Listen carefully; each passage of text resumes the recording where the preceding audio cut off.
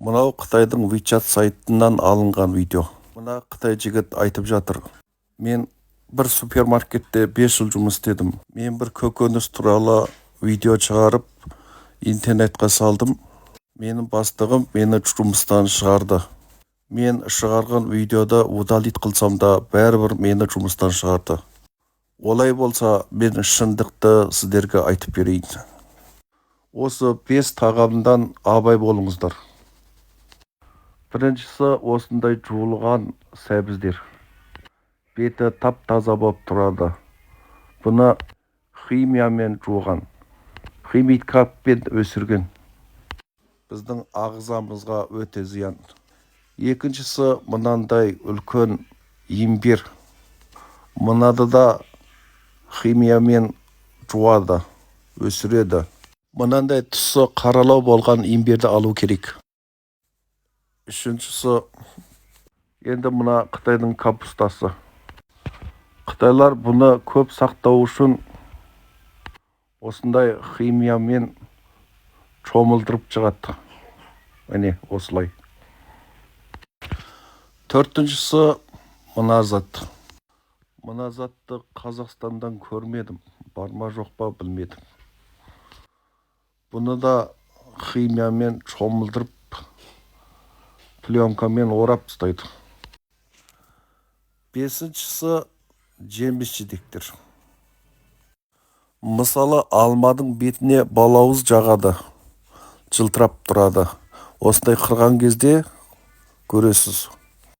Сосын көп химикат қосады. Химиямен шомылдырады. Жақында Қазақстанда арбыздар хит болады. Сақ болыңдар.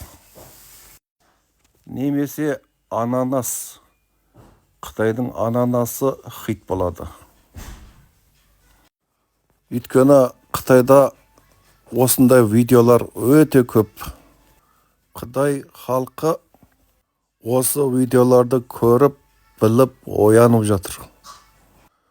Көп қытайлар шетелден келген таза тағамдарды сатып алып жейді. Немесе өздері егіп, өсіріп жейді. Сондықтан бұлардың химикат жемістері мен химикат көкөнісі өтпеген соң бізге әкеп сатып жатыр.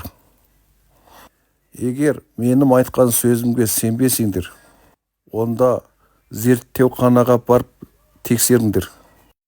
Мына химикат сәбізге топырақ шашып, дәрі шашып, бірге араластырып, өтірік органикалық сәбіз жасамақшы.